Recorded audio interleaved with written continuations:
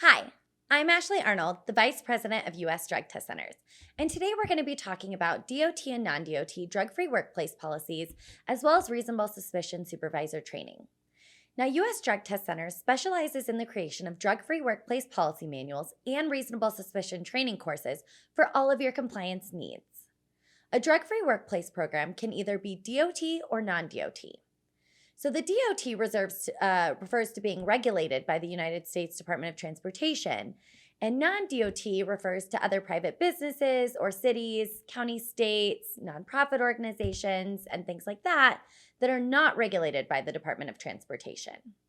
So the United States Department of Transportation, or what we call the DOT, requires both drug and alcohol testing, including pre-employment, random, post-accident, reasonable suspicion, return to duty, and follow-up testing. The model of the DOT drug-free workplace program is typically a best practice for all other drug-free workplace programs. If your company is not regulated by the Department of Transportation, these types of drug and alcohol testing are optional, but are highly recommended for an employer, except in certain situations where you might have a vendor or a state or federal contract requirement to implement that's doing the drug-free workplace program for you. So this means when we say a drug-free workplace, we're talking about what a workplace would be where employees are prohibited from using illicit drugs and or alcohol while on the job. So a written policy is typically in place to ensure the safety of the employees and the customers or vendors, as well as to maintain productivity in a positive work environment. Employers may implement drug testing programs, provide education and resources for employees struggling with addiction, and also policies that will enforce consequences for drug-free workplace violations. The components of a good drug-free workplace program are the written policy, which can be provided by U.S. Drug Test Centers, employee education, which we can also provide, and the training of supervisors for reasonable suspicion, which is provided as an online training course, and it's also accompanied by a certificate of completion. So a drug-free workplace policy will include access to employee assistance programs for those employees that may be under the influence of illicit drugs and or alcohol substances. And finally, drug testing and alcohol testing are a significant part of the drug-free workplace program. U.S. Drug Test Centers provides comprehensive drug and alcohol testing programs nationwide across the United States to help meet your drug and alcohol testing needs and requirements. The most important thing to keep in mind is that a drug-free workplace policy is about safety. It sends a clear message that the use of alcohol and drugs in the workplace is prohibited. It encourages employees who struggle with drug and alcohol or substance abuse to voluntarily seek help.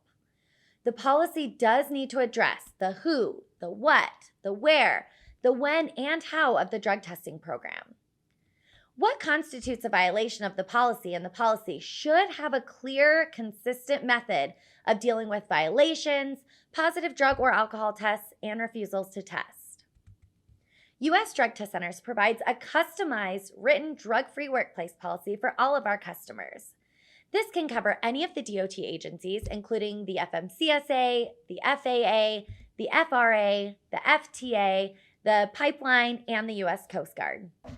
Our policies include a comprehensive compliance manual with all supporting material for your employee drug-free workplace program, whether it be DOT or non-DOT. Now, employee education is typically a component of a comprehensive drug-free workplace program. It's required for all of the DOT agencies that we discussed, and it is a best practice for workplace non-regulated by the Department of Transportation companies as well. The employee education includes the written policy itself on display and the distribution of information and the harmful effects of drug and alcohol in the workplace. It also includes available assistance when needed and the consequences of a policy violation. This information is included in our compliance manuals that are distributed with our written policies and will be made available electronically.